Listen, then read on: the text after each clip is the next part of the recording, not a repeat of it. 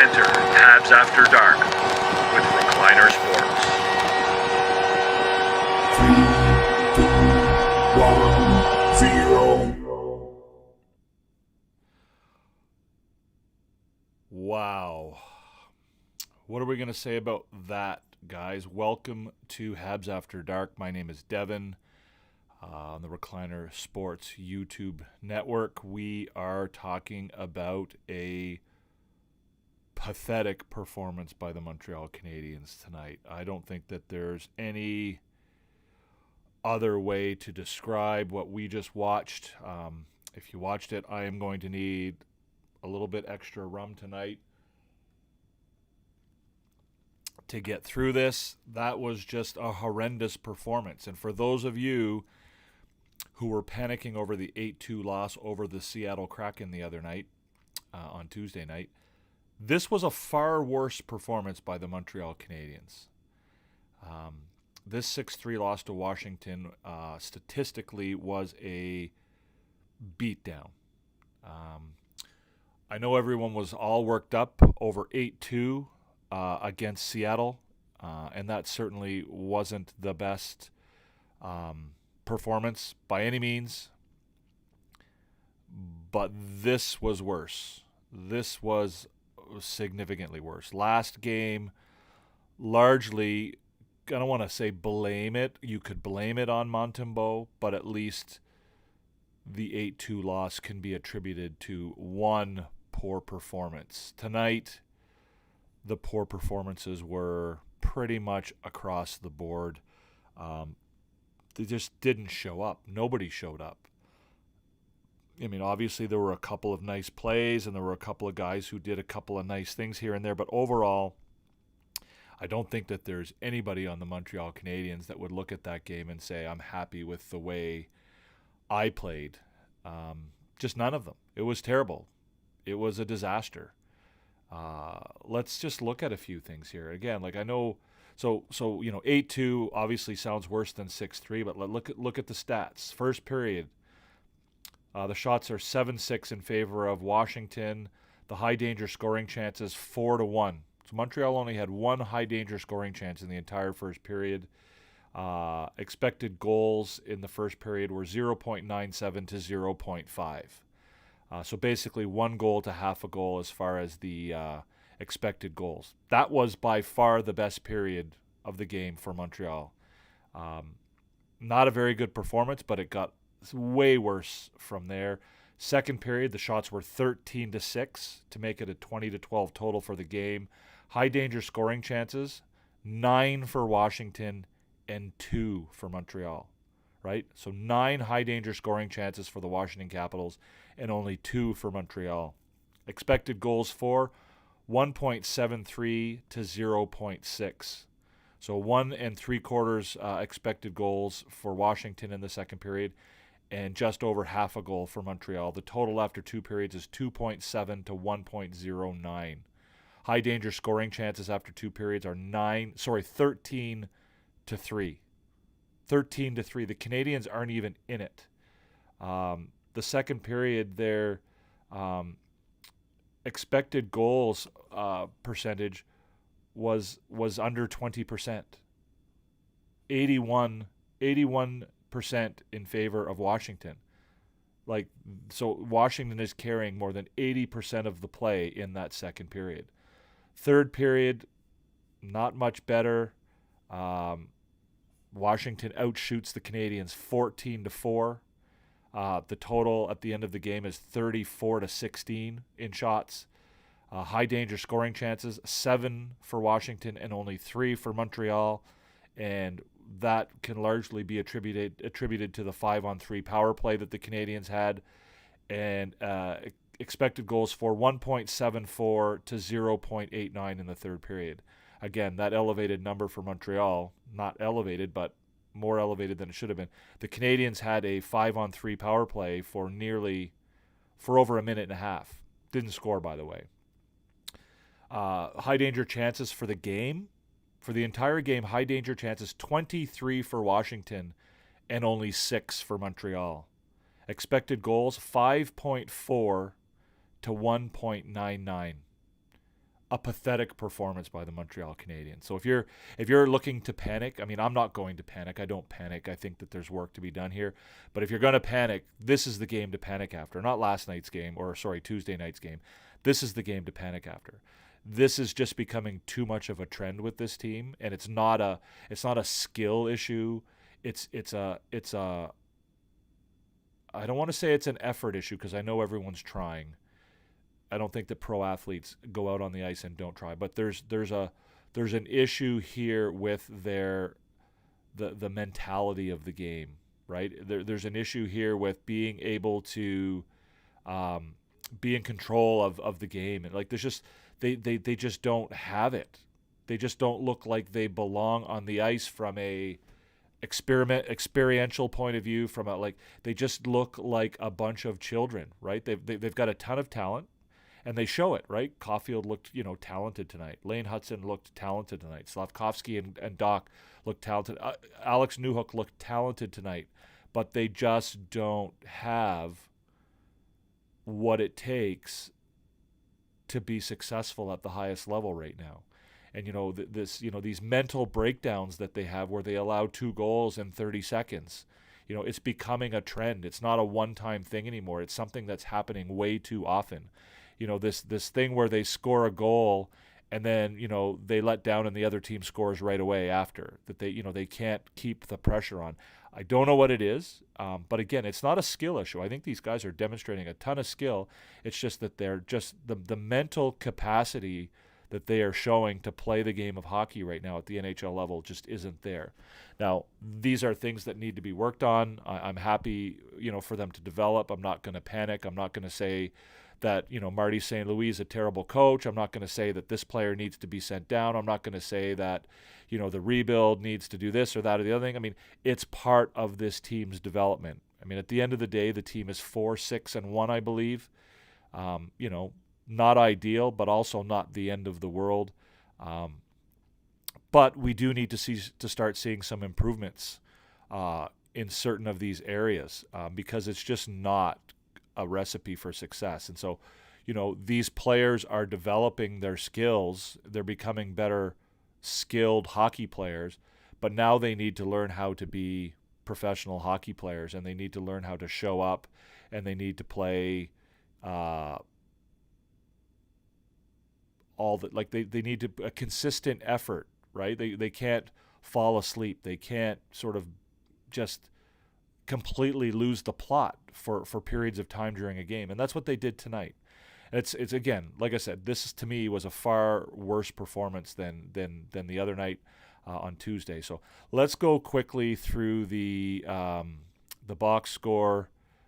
We've got the box score here. So we have no goals in the first period. Wilson scores in the second, 3 minutes into the second period. The Canadiens come back and score 2 quick ones, right? Looks really good. Looks like maybe despite the fact that they're being outplayed, they might get into this game. Well, they didn't.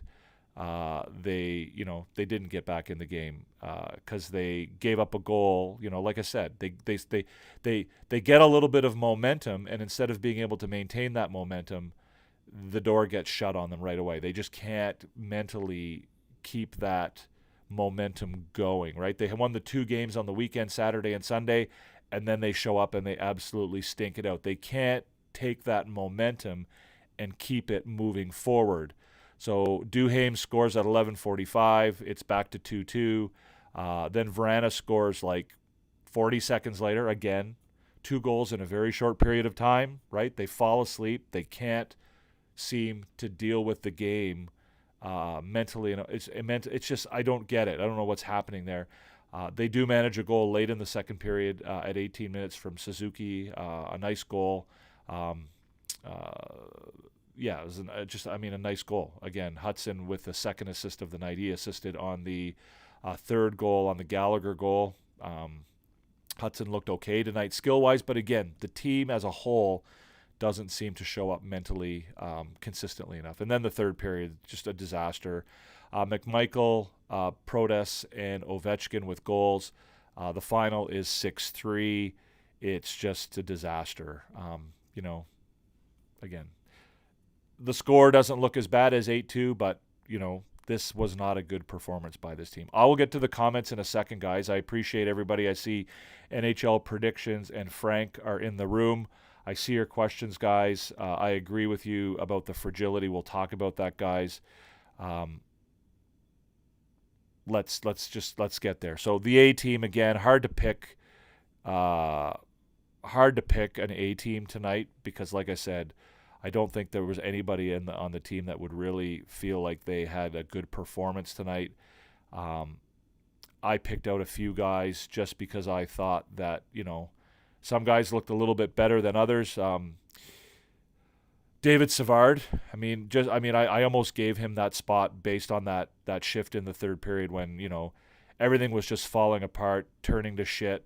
David Savard goes out there and has a shift where he blocks 3 or 4 shots. He's just putting his body on the line.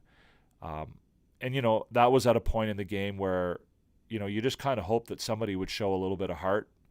And he did. And maybe he set an example for the younger players on the team. Maybe that's something they can take forward from this as a positive. If they are looking at video tomorrow, maybe that is something that they can look at in a positive light when they do their video session tomorrow.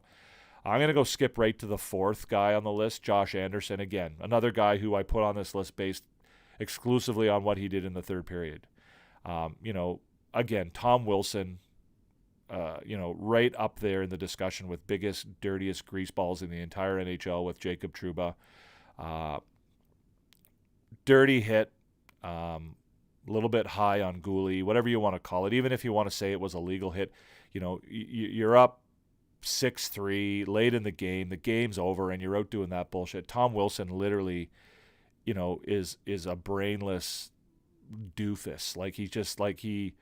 I get that he's playing some decent hockey, and I think he is a good hockey player, but he just hasn't demonstrated the brain capacity to do what he's capable of. And he goes out and Josh Anderson takes matters into his own hand, and frankly, I think he won that fight. I was kind of hoping that somebody would do that sooner. It's, 2 games in a row now where they basically got dominated physically by the opposition and there was no pushback whatsoever. And I don't mean it's got to be fighting. I just mean the hitting. They're getting out hit. They're getting out physical. They're losing battles on the board. They're just not, and tonight, obviously, without Jack-Eye or Pizzetta in the lineup, you're kind of limited in your ability to do that. But Josh Anderson did it in the third period, and I'm glad he did. And again, there's a veteran guy like David Savard, showing a little something to the young guys who hopefully will learn a lesson from that. Hopefully that's something they can, and again, I don't know how they figure that out. I don't know how they coach that. I'm really at a loss about all that. I would have liked to have seen a little bit more of that early in the game, whether it was from Anderson. Jaden Struble. I get that Jaden Struble is a young kid trying to, trying to make his place in the NHL. I get that. And that, him worrying about sort of being the guy who is trying to set the tone for the team and be the physical guy and the guy who's, playing that role is tough for him when he's basically at this point just trying to survive and make it in the NHL. But I would have liked to have seen a little bit more of that. I haven't seen that from Struble, right? We haven't seen that from Struble. That physical side of his game, that mean side of his game. He's a tough kid. That guy's a tough kid. I don't know if I would put him in the same category with Jack-Eye, but he's certainly at or above that level when compared to a guy like Michael Pizzetta, and I think he needs to be more physical and show that. I don't think he had a bad game tonight, certainly no worse than anybody else, but I would like to see more of that physical side of Jaden Struble's game, and I would have come in that second period, right, when you give up those 2 goals really, really quickly. That's a time when you can kind of change the momentum with a big hit or with a little bit of physicality. Show the guys that you care, right? Show a little bit of emotion and a little bit of heart. And I just found in the last couple games that's been something that's been missing. So who else did we have? We have Hudson and Caulfield, again, your usual performers. These are the 2 guys who've been showing up game in and game out. Hudson, maybe not his best game defensively tonight, but again, I don't think anybody had a very good defensive game tonight. But again, very involved offensively in the play. Another 2 assists for him. Looked like he might have had his first goal of the year, but Gallagher managed to get a stick on it first. Hudson did manage, for all those people who've been bitching and moaning and complaining and crying that Lane Hudson needs to get on PP1. Well, he did tonight. It didn't go that great. I mean, he looked all right. I mean, he didn't look badly, but again, it didn't sort of, it wasn't world-changing or anything. Mind you, I also have questions about why Yoel Armia and Christian Dvorak were on that 5-on-3 power play. I'm not exactly sure what Marty St. Louis was thinking there.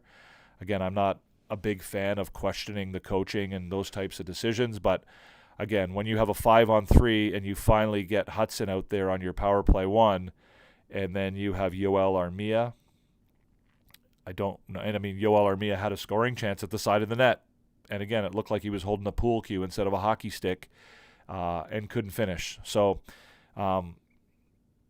yeah, I mean, Hudson, Caulfield with the goal, obviously a nice goal. It's a goal scorer's goal. He continues to be on a pace to be one of the better goal scorers in the league.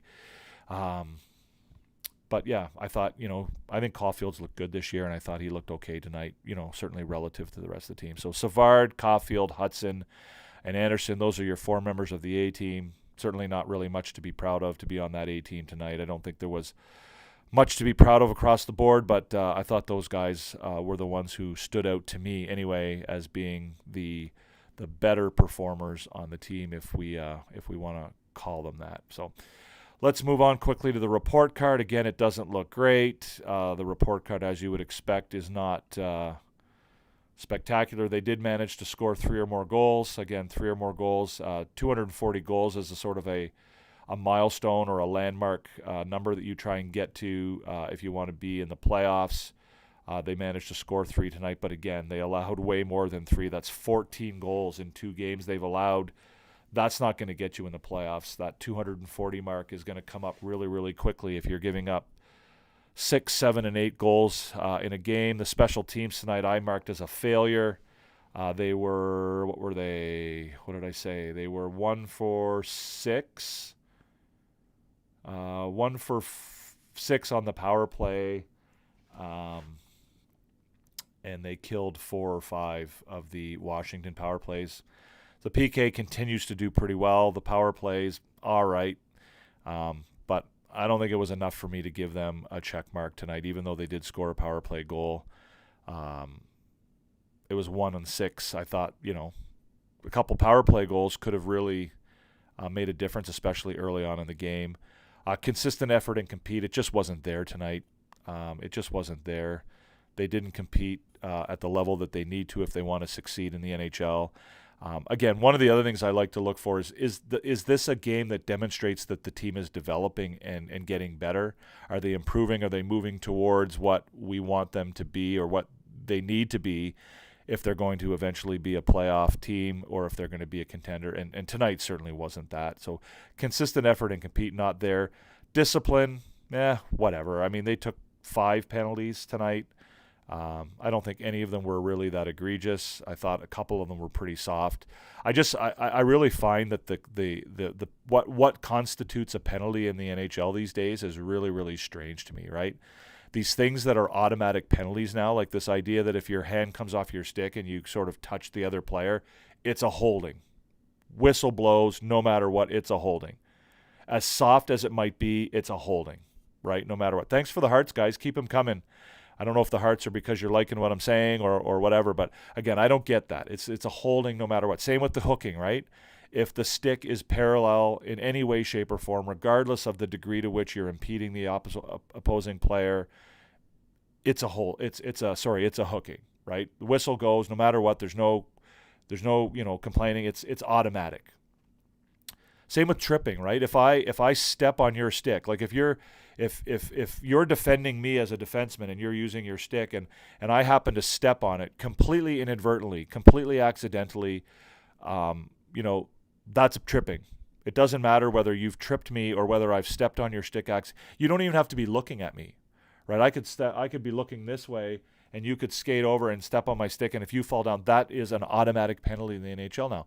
Meanwhile, there was a play, if you remember, where Doc is going behind the net and the player coming after him kind of stumbles as he comes up to Doc and falls into Doc's legs and knocks him down, and there's no penalty, right? So if you accidentally step on my stick and fall down, that's a penalty, even though it's completely inadvertent and accidental.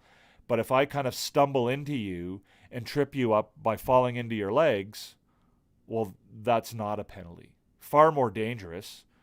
But again, one accidental move is a trip because I used my stick, but another one isn't because I accidentally, used my body to trip you up. It just, these penalties are just completely, I don't understand officiating in the NHL. I just don't understand it. I really don't. Like, of all the penalties tonight, I thought there maybe 2 or 3 of them. I think there were what? Like, I think there were 5 or 6 minors on either side. I think maybe 2 or 3 total for both teams were penalties that really were consequential to the game. I mean, the fighting majors at the end of the game, obviously, but they just, it was just, the penalties in the NHL are so soft. And then meanwhile, you can punch a guy in the face after the whistle, and you can do all this other stuff and generally get away with it. So, punching a guy in the face is, something that you can get away with, but just sort of resting your hand on his hip is a holding. And the roughing penalty on Anderson, like how do you get a roughing and a fighting? Like, he skated up to the guy, grabbed him, they dropped the gloves, and they fought. Like, how does he get, like, what is it that he did that constituted roughing in addition to the fight that they both had? Like, if you wanted to call him for instigator, I got no problem with that. It probably was an instigator. He instigated the fight. Now, he didn't really travel the distance that sometimes is required for an instigator call, but again, how are those referees calling a roughing there? I don't grasp that. It doesn't compute to me. So anyways, all of that to say that the Canadiens lose 6-3. It's a very, very, very pathetic performance. I mean, I hate to use that word, and I've used it a few times now. It's an underwhelming performance. It's a terrible performance. It's a performance that nobody can be proud of. They just looked really, really bad tonight. This is probably their worst game of the year, if I'm being honest. I think it's worse than the Rangers loss. What was it, 7-2? It's worse than the 8-2 loss to the Kraken. This was their worst performance. Again, I don't think it's a physical thing. I don't think it's a skill thing. I think it's a maturity thing. I think it's a mental thing, and it's the way they approach the game. So, again, the Canadiens are in a bit of a hole, so, I think we can expect to see more social media craziness from the 60%ers, right? The fans who don't really understand hockey that much and basically want to blow up everything every time, the Canadiens have a couple bad nights.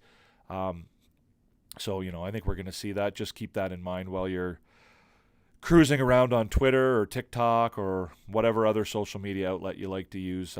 It's just going to be a bit of lunacy out there for the next couple days. People are going to be calling for Marty St. Louis to be fired. People are going to be calling for, this guy to be sent down. People are going to be criticizing Nick Suzuki as the captain. It's just going to be all over the place. But again, keep in mind that these are people who don't really understand the game of hockey that well. They're typically just people who overreact and think that, every time something goes wrong, a knee-jerk reaction is required and something big has to happen. We have to fix this right now. Like, what are you going to do to fix this? Like, what is the answer to fixing the fact that the Montreal Canadiens are a young, immature team that don't show up all the time and don't put in a consistent effort? Like, what is sending, is sending somebody down to the minors going to do that? Is putting somebody in the press box going to do that? Is firing Marty St. Louis going to do that? No, it's not. Right? The team's in a rebuild. This is part of the rebuild. It's obviously painful. Everybody has high expectations, and yes, this is a step backwards. This doesn't, this is not ideal.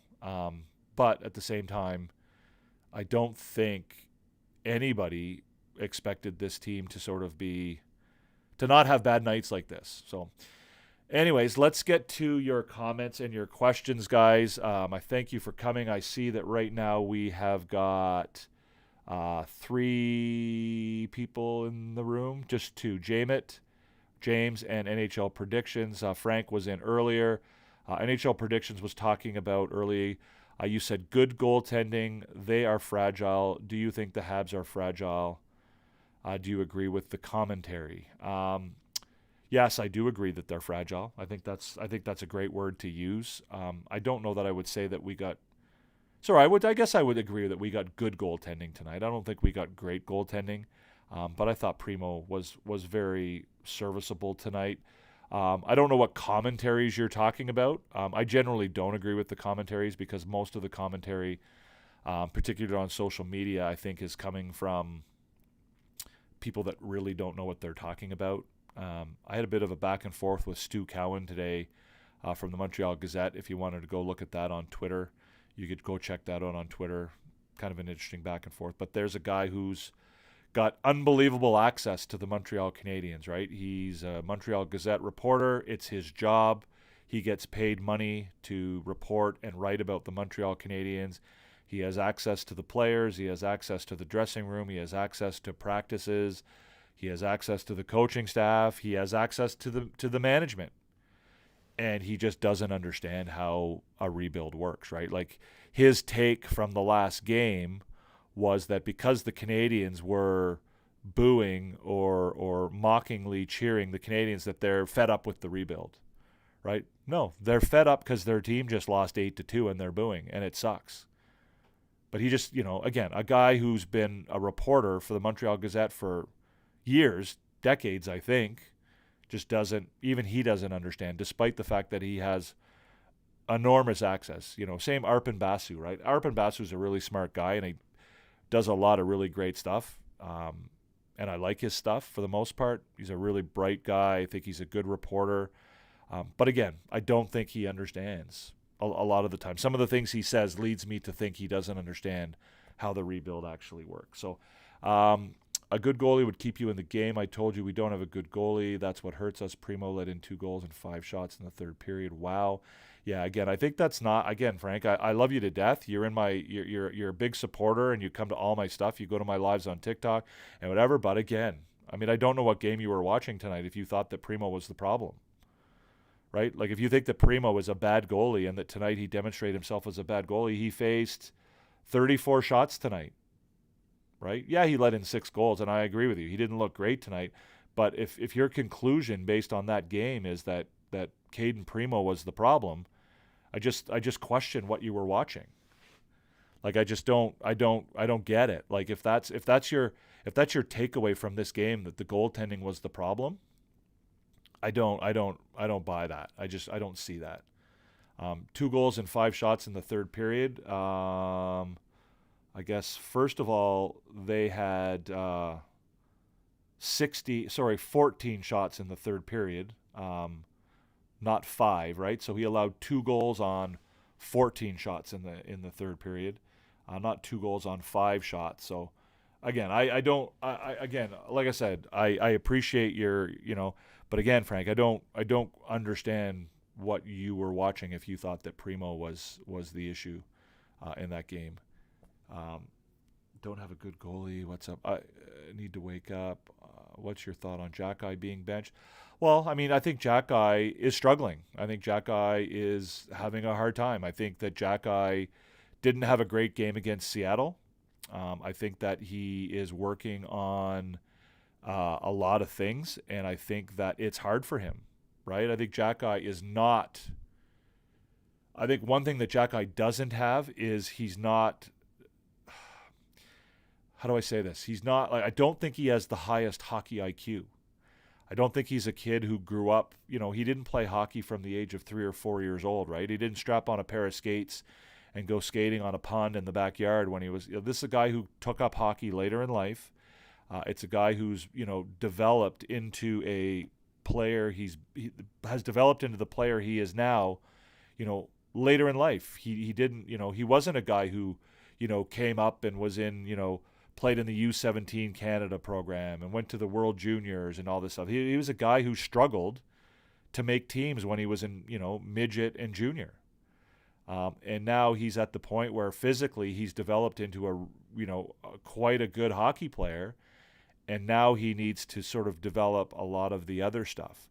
And I think the mental side of the game is hard for him to develop, and he's so bound up by the mental side of the game that it's affecting even his physical side of the game right now. So I think the Canadiens have high expectations for him. They have high hopes for what he's capable of, which is why, they're working with him. They're not just sending him down to the minors and burying him there. They want to work with him. They want to make him better, and they see a future for him, and they see, a lot of potential for him. And I do too. I think that a guy like Arbor Jacki, if he can figure it all out and he can get the right people mentoring and coaching him, could sort of revolutionize the position of enforcer in the NHL, right? So I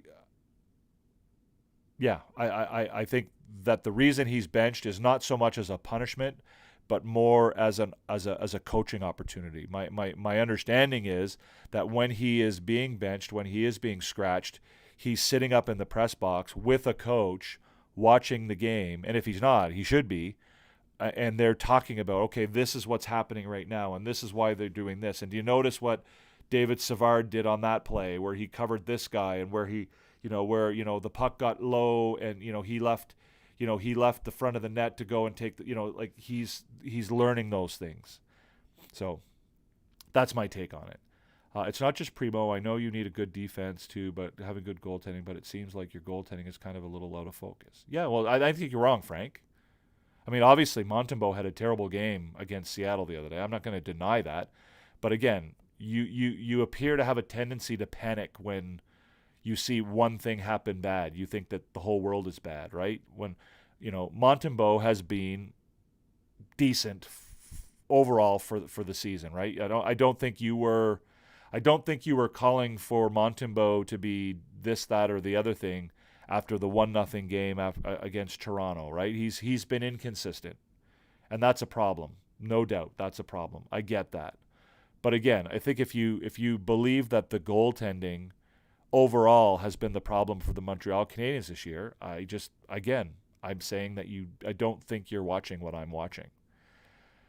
It's like when we had Price. Well, of course, but you can't compare. If you don't have Carey Price, the world's not ending, Frank. Carey Price is one of the best goaltenders to play in the NHL in the last 25 years, right? So you don't go from Carey Price to piece of shit. Like there's room between that.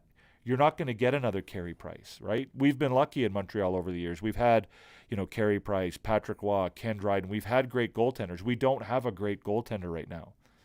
We have good goaltenders. We have serviceable goaltenders. Serviceable goaltenders who are not going to stand on their head and steal you a game when your young defensemen lay an egg when they have a bad game like they do tonight, right? Right, you don't have Carey Price who, when the team plays like absolute shit and gets outshot 34-16, Carey Price is going to stand on his head and make 33 saves, and you somehow manage to win 2-1 or 3-1. You're not going to get that every night from Caden Primo or from Sam Montembeault. But if you play a good, solid defensive game, and you control the game, and you outchance and outshoot and outplay the other team, they're going to get you wins. They're not going to cost you, with exceptions. Obviously, Montembeault last game, I think, cost the Canadiens. I think they were the better team against Seattle, and they lost 8-2, largely because Montembeault didn't show up. But again, that's one game. So again, I don't. You have a tendency, Frank, I think, to go into panic mode, and you're not alone. I mean, this is a lot of fans do that, right? You go into panic mode when you see something that you don't like, instead of realizing that it's, an isolated situation, and if it happens 5, 6, 7, 8, 9, 10 times in a row, then you start to panic. But, it's not panic time yet. Should we bring Joshua Roy from the minors? I think we could, but I'm not quite certain who I would replace him with. Yeah, I think that yes, the answer to the question is yes, I think they could. Whether they should bring him up, I don't. I think the plan might be to leave him down there for a period of time. I think when you send a guy down to the minors, I think sometimes you send them down just, for a game or two, But I think other times you send them down because you want them to go down there and you want them to work on something. You want them to go down for a prolonged period of time, and you want them to go down and get some confidence, and you want them to play down there, and you want them to – it's like they did with Jack-Eye last year, right? They sent him down, and he went down for a lengthy period of time. It's like Mailloux last year, right? They sent Mailloux down, and they said, essentially, you're going to stay down here for the entire year, right? And Mailloux had a great year. Was one of the top rookies in the entire American Hockey League. He made the All-Star team. He had 40-some points. But they sent him down, and they, I think there's value in sending guys down there and saying, we're going to leave you on this team for the entire season or for a lengthy period of time. We want you to sort of get comfortable and have some consistency in your life, and I want you, we want you to be a leader. We want you to, develop, different things, and then go from there. So I'm not sure I would bring him up right now, but what did I hear? I just missed a comment here. Sorry, but Jack-Eye isn't worth spending this much time and energy on. I disagree with you completely, Aiden, and I think that's an uneducated take. I don't think you're paying attention if you don't think that Jack-Eye has potential to be a quality NHL. You could argue that you're wasting time on a guy who's going to be a third pair defenseman. When this team becomes a contender. Maybe I can buy that, and you could say, well, we're wasting our time on him because, at the end of the day, he's going to be, our fifth or sixth defenseman. But again, Arbor Jack-Eye is a unicorn, right? He is a very good hockey player. He's got a ton of potential and a ton of skill. And if he can figure out the mental side of the game, I think he has the capacity to be an enormous contributor and have a very, very significant impact on this team when they become a contender. Primo doesn't suck. It's because he's not playing a lot of the games like Montembeault, the fewer games you play. Yeah, I don't know if it's that. I don't think he sucks either, but I don't think it's a matter. I mean, he's the backup right now, and that's what's going to happen. You're going to play 30-ish games in the NHL right now if you're a backup, and that's Primo's role. I don't think that the fact that he's not getting in there every day is impacting his game. So, well, he's not a seventh D man, Aiden. So, well, he hasn't regressed, Aiden. I mean, obviously, I think he's dealing, like I said earlier. If you were listening, I don't know if you were here earlier, but I think he's learning systems and he's learning different aspects of the game. But I mean, to think that he's got no capacity to be more than a seventh defenseman, I don't think that's an informed take.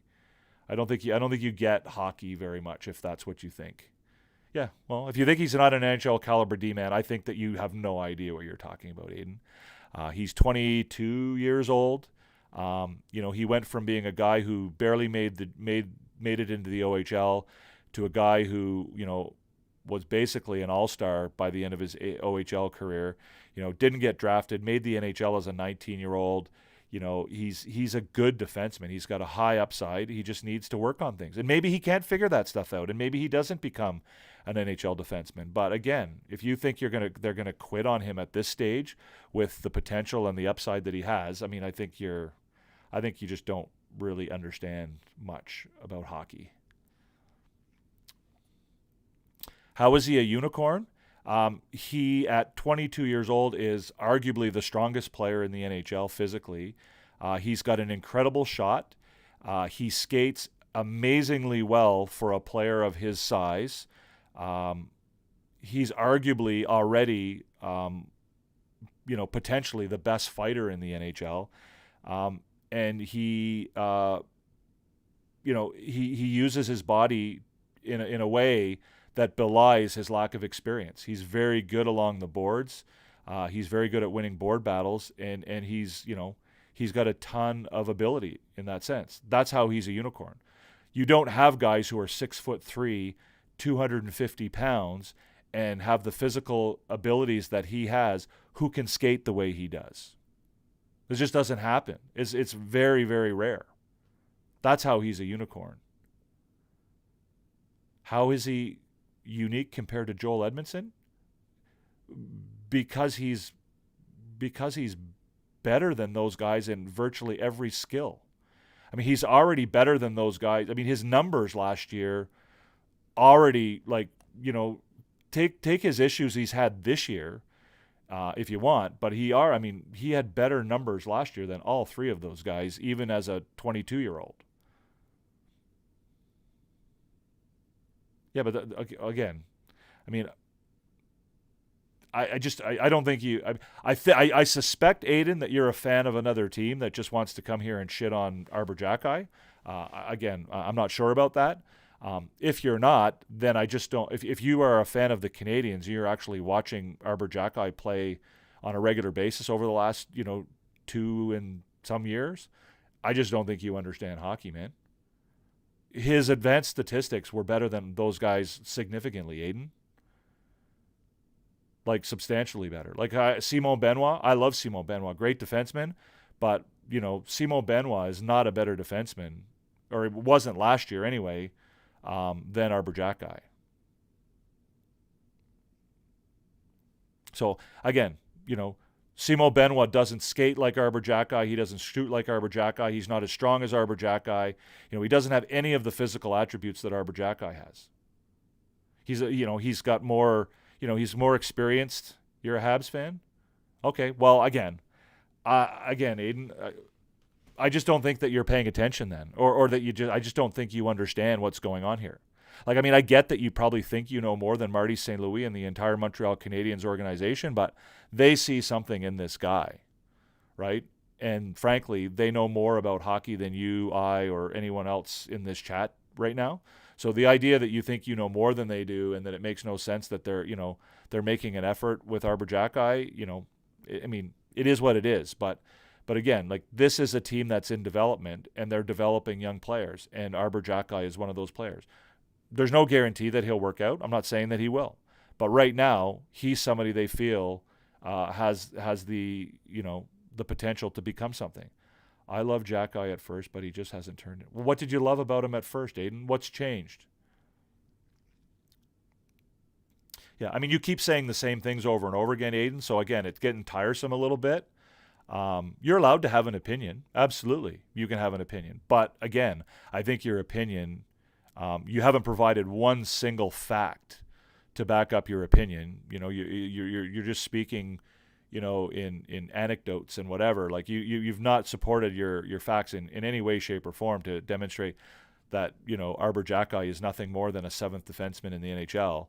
And you just keep saying the same things over and over again. So you're entitled to your opinion, absolutely, as am I. And frankly, I think that your opinion on this is, greatly uninformed. I just don't think you get it. Don't think you understand. Yeah, he's a third year in the NHL, and he's a kid who's learning. Like I said, he's a kid who didn't grow up with hockey, right? He's not like a Caden Gooley who, grew up in Saskatchewan and was skating probably from the, time he was 3 years old, and, came up through, the Team Canada program and, U17s and Halinka Cup and World Junior and all that. He didn't have all of that. He's a kid who, started playing hockey because his friends played hockey, and, he took it up later in life, and, he's a late bloomer. So I think the Canadiens, you have shit on my opinion. And again, the reason I'm not shitting on your opinion, I'm shitting on the fact that you've provided no evidence to support your opinion, Aiden. You can have your opinion. I mean, you can tell me that Arbor Jacki is a terrible defenseman. I don't have a problem with that. But what I'm shitting on is the fact that you're not providing anything to support your opinion. You're basically telling me that you don't like the guy. That's what you're telling me, right? That's the problem. See? Well, and again, I don't mean uneducated. I'm not telling you you're uneducated. What I'm saying is that your opinion is uninformed. It's not supported by facts, right? It's not informed by factual backing. It's not like you don't have the factual backing to support your opinion. I'm not calling you uneducated. What I'm saying is that if you believe the things that you've told me about Arbor Jacki, I would be interested in knowing what the facts are to support it, because factually and evidentially, the things that you're telling me about Jacki are not accurate, right? So you can what's the saying, you can have your own opinion but you can't have your own facts. That's what I'm talking about. No, he doesn't this season, but he did last year. His advanced metrics last year were very good for a guy who, for a guy who was a 22-year-old defenseman in the NHL last year. He had very good advanced metrics. In fact, was one of the better defensemen on the Montreal Canadiens last year, if you look at his advanced stats. Now this year, like I said, see, the other problem with you, Aiden, is that, you want to have an opinion, but you don't want to listen, because I've said this now 4 times. What I'm saying is that he's struggling with learning some of the sort of mental side of the game, like learning the systems and learning all of this stuff, and it's playing with his head, and it's affecting his abilities on the ice.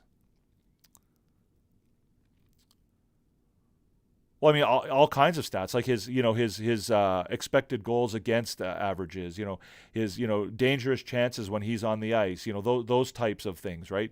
Again, you can look it up when you get off the phone. I'm also on the phone, by the way, if you haven't noticed. I've got a laptop here. I've got an iPad here. I don't really have the ability to look it up right now. I mean, I guess maybe I can, actually. Let's see what I can do here. Montreal Canadiens. We'll go to players. Let me actually just do this. I'm going to slide the chat box over here. I mean, this probably would be easier for you to do. I've only got 15 things going at once, Aiden, but I guess I wouldn't want to stress you out too hard, so I'll look this stuff up for you. Again, you came in with the opinion that he's a 7th defenseman. You would have thought that maybe you would have spent 10 seconds looking this stuff up, but we'll engage you, and we'll take care of this for you. Because I mean, I know having opinions is really, really hard. So let's help Aiden out. So last year, actually, better way to do this. Last year, Arbor Jacki played 44 games. His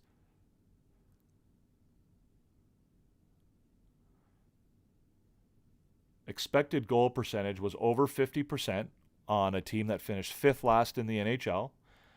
I'd be interested to see how that compares to the rest of his teammates.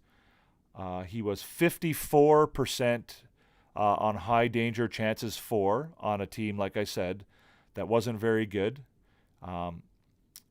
Let's see what else we got here. His PDO is over 1.029 PDO.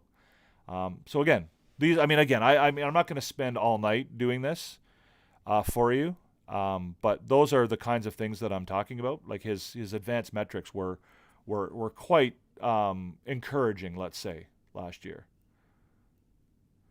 Why do I have to be so?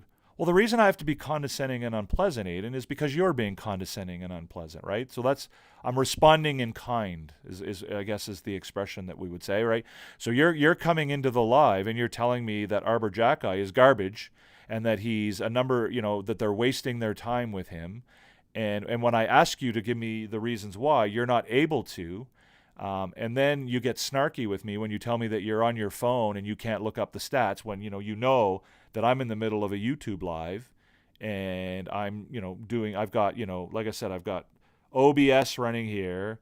I've got, all my, stuff going on over here. I got the comment box and all that stuff.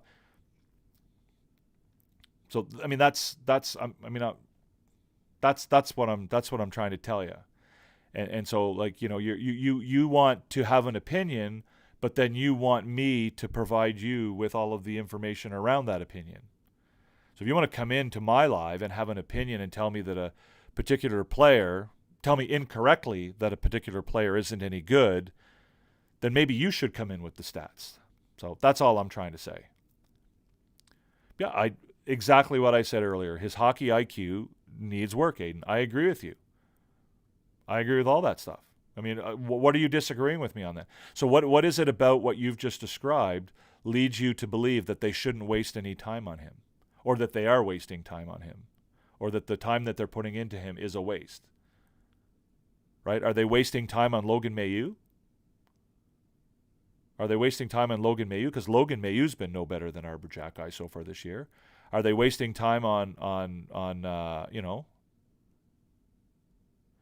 Well, so but you're not asking him to develop his hockey IQ, right? You don't understand what hockey IQ is, right? Hockey IQ just means that it might take you longer to get something. It may take you longer to figure something out than it would somebody else, right?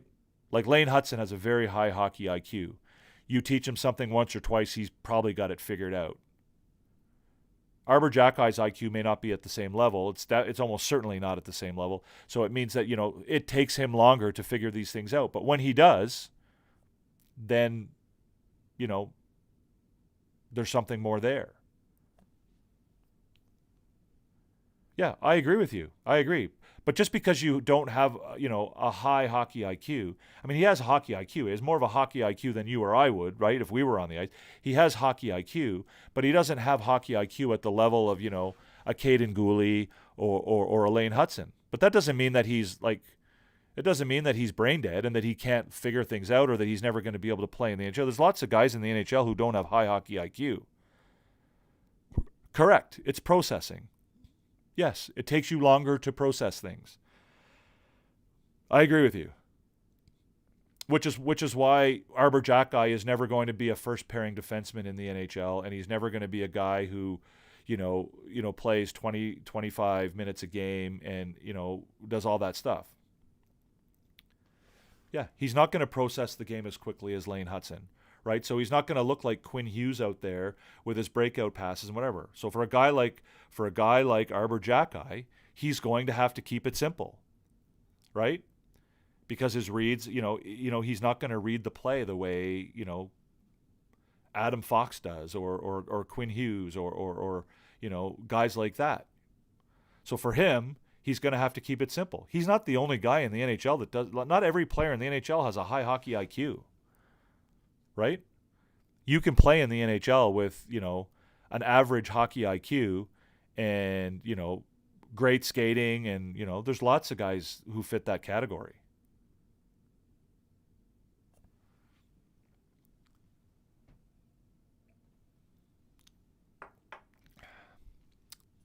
Like that's all I'm telling you. Like it's going to take time. Like what did you think of Uri Slavkovsky after 10 games last year, Aiden? No, he didn't, Hunter. He didn't even play. What did you think last year about Uri Slavkovsky, Aiden? Were you ready to quit on him last year after the first 10 games of the season? Right. What about Cole Caulfield? Were you one of the Habs fans that was, saying that Cole Caulfield was a bust? Like, these are young kids, man. Some of them take longer to develop than others. Yeah, he didn't play. He sat out the game, Hunter. He had a rough game against Seattle. Not a terrible game. I mean, not as bad as people made it out to be. He had one really bad turnover that obviously stood out, and unfortunately for fans who don't sort of watch the game super closely, when you do something like that, it's the only thing they remember after the game. But you always believe in him? Okay. Why did you always believe in him, Aiden? Why did you believe in him when he really struggled for his entire first season and through the first 15 or 20 games last year? Like, why didn't you believe? Why was it that you believed that he, like, what was it? Like, you didn't just. He has elite physical tools, and you could always tell. How could you tell that, Aiden? How could you always tell he was a smart player? Like, so what was it that you saw from him being a smart player that you see from Jacki that he's not a smart player, right? This is what I'm trying to tell you, man. Like, give these guys a chance to develop. And again, I'm not making any promises. Maybe he doesn't work out. Right? Maybe he doesn't figure it out. Maybe he can't figure out how to play, Marty St. Louis or, it's not Marty St. Louis system, but the new hybrid defensive zone system. Maybe he doesn't figure that out. Yes, defensemen take longer to develop typically than forwards. But I mean, that's all I'm saying, Aiden, is that if you're gonna have such a strong opinion about somebody, you should at least have the ability to back it up with facts. And you don't. You can't. You haven't. Smart NHL players make small plays when they can see the game a couple. Okay, yeah, but not everybody is that guy. Not everybody is that smart. Not everybody is Lane Hudson. Not everybody is Quinn Hughes. Not everybody is Adam Fox. Not everybody is Cale Makar. There's a lot of guys in the NHL making a very good living and, providing a lot to their hockey teams who aren't on that level hockey IQ wise. Slavkovsky isn't always has been a great passer, which to me is a telltale sign of a high hockey IQ. But he wasn't. He wasn't in the first season in the NHL. He definitely was before the NHL. I agree with you completely. But again, like, he didn't show that in his first year in the NHL. He wasn't a great passer in the NHL in his first year, right? His vision was not good.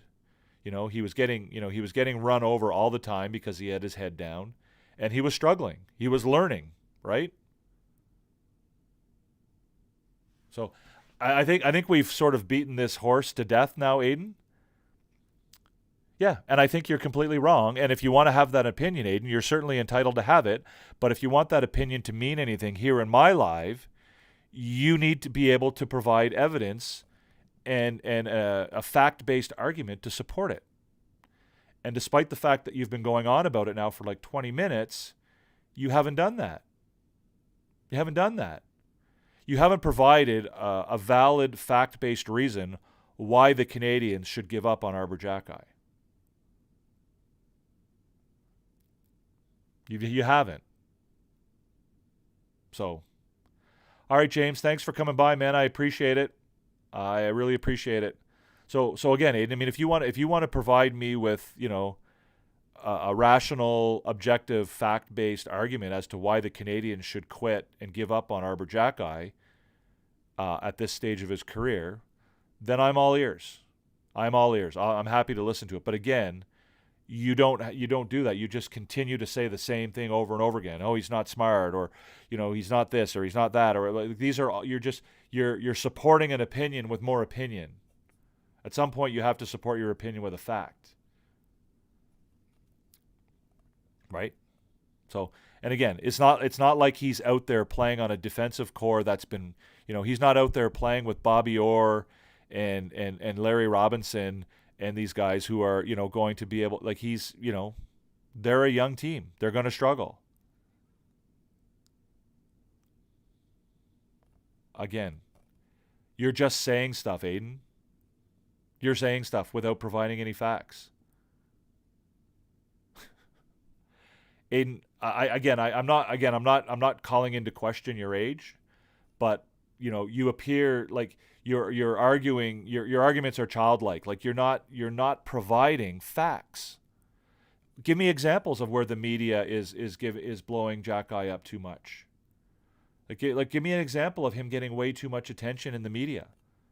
Like you have a hate for Arbor Jacki. That's obviously clear, and you've come here with an agenda to talk about Jacki. You've hijacked the entire conversation for the last 20 minutes to talk about your personal pet peeve, but yet you haven't researched your personal pet peeve to a level where you can argue it in a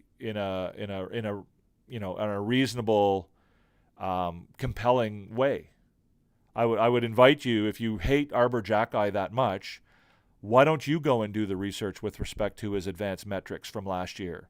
Why don't you go and find out the stats that tell you how horrible of a hockey player he is and how much of a waste of time developing him is? Why don't you go and do the research and provide examples about why, how the media, gives him too much attention compared to, other players? Why don't you go and do that research and then come back, and then you can say, here's why I don't like Arbor Jacki, and then you have all of your facts to back up your argument. You don't think the media shits on Jacki too much? No, I don't. Not more than anybody else. I mean, I think that the media in Montreal is crazy. I think that they're much like yourself. They like to make they like to make big, loud opinions and not really thoughtful takes on the team, right? 1 minute Sam Montembeault is going to play for Team Canada. The next minute, he should be down playing in the East Coast League. Montreal isn't the place for him to develop. Yeah, maybe. I don't disagree with that. I don't disagree with, the potential of sending him down to the American Hockey League. I don't disagree with that. But again, I think that they view, because they're in development mode, because they're a rebuilding team, I think they have a view that they can develop their players at the NHL level, right? If this was a Stanley Cup contending team, you're probably right. They wouldn't be spending as much time developing him.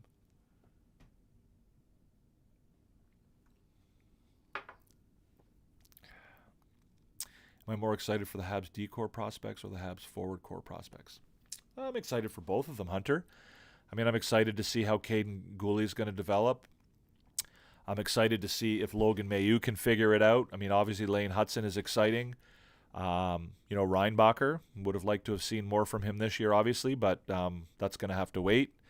But the forwards are exciting too, right? Now we've got, guys like Michael Hage and Sam Harris in the NCAA who are lighting things up for their respective teams. You've got Ivan Demidov over in Russia doing his thing. Yeah, Tony Marinaro, I agree. But Tony Marinaro isn't really interested in providing any type of accurate or thoughtful insight into the Montreal Canadiens. Tony Marinaro is an entertainer, right? Tony Marinaro wants to put on a show, right? I mean, there are some people in the Montreal media that I like that are good. I think that Eric Engels is really good. I generally like Arpon Basu, although I feel like he doesn't quite understand the rebuild that much. Who else is good? I used to listen. I find a lot of the Montreal sort of commentators, whether they're in the media or whether they're podcasters, are kind of a lot more bearable in the off season because they're not watching games and panicking every time they do something bad and then planning a Stanley Cup parade every time they do something good. Yeah, I don't think that there's any real plan to I think there were trade offers made for our Arbor Jackeye, but I don't think there was anything really. Yeah, I think Engels is good. I think that Basu is relatively good. I'm a big fan of Mark Dumont. Mark Dumont and Andrew Berkshire are doing the new Game Over network. I don't know if you guys have followed that. I invite you to check those guys out. I think those guys are good. The guys at Eyes on the Prize are typically pretty good. Matt Drake can be a little bit sarcastic, but I think he's pretty good. George Larac is a clown. All the BPM guys are typically Simon Snake Boisvert and guys like that are pretty brutal.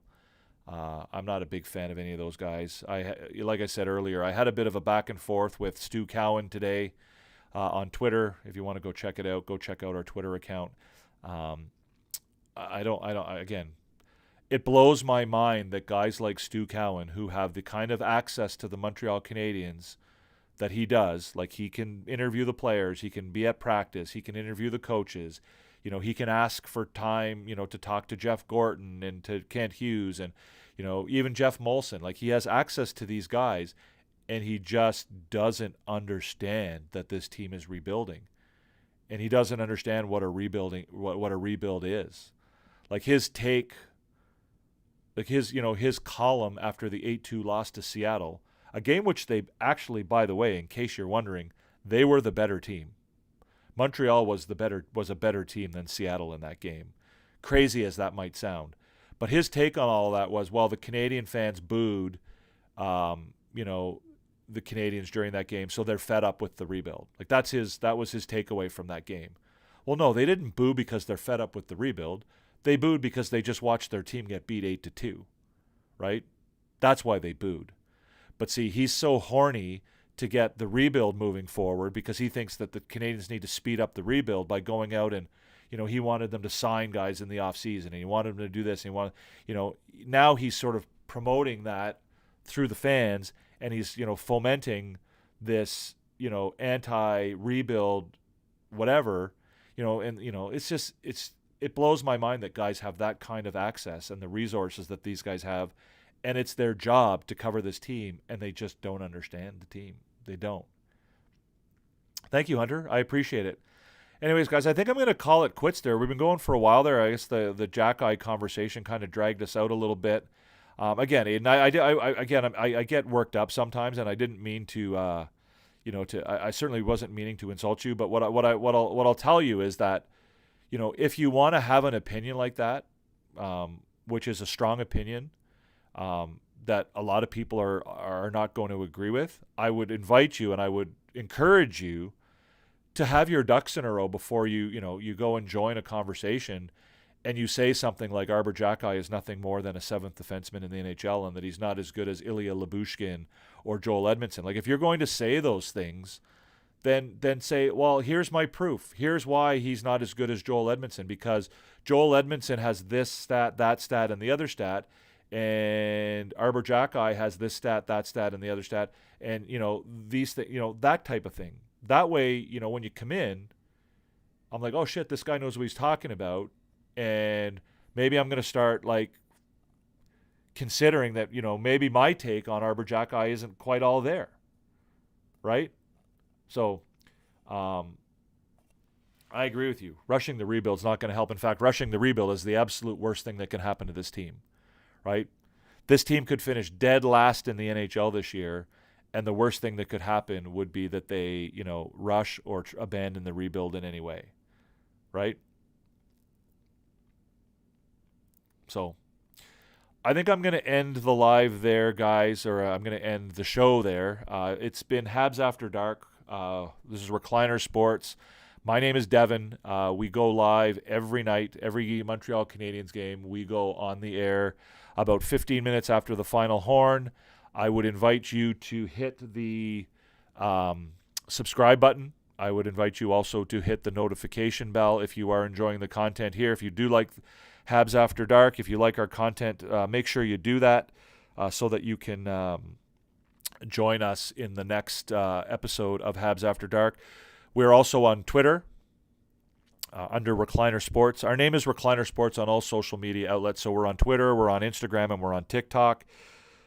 We do sometimes, as some of you already know, go live on TikTok. We do our gym casts for those of you that are interested in that. A little bit less formal in those situations. Instagram, I'm not doing a ton of work on Instagram right now. We also have Discord. If you want to join our Discord server, I don't fully understand Discord completely, but I think it's a cool spot to have conversations, ongoing conversations. So if you want to join us over there, that would be really cool as well.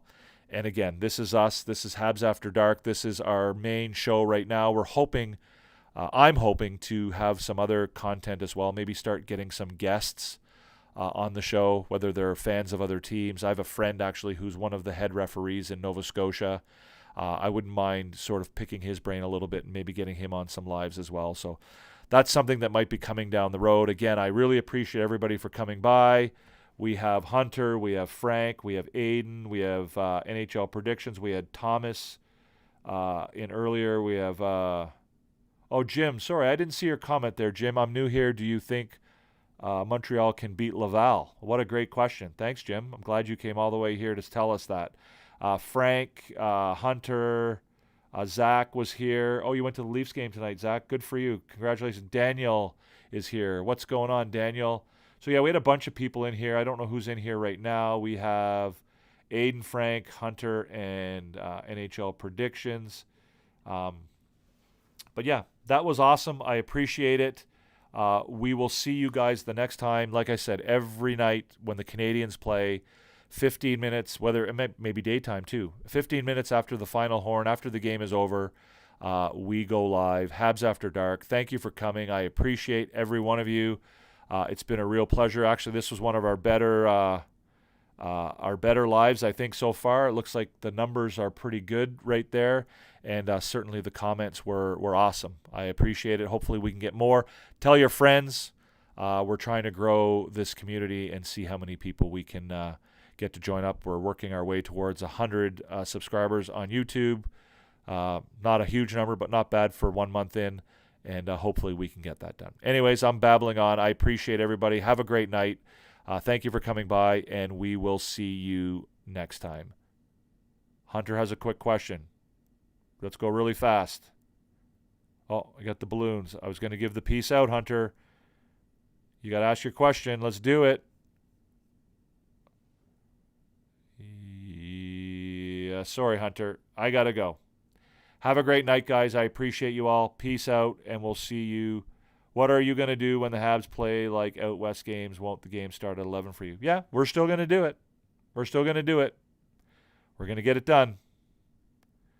Now, I'm not going to promise to do every single game. I can't promise that, but we're going to do it. We're going to do it. So, all right, that's it. We're out.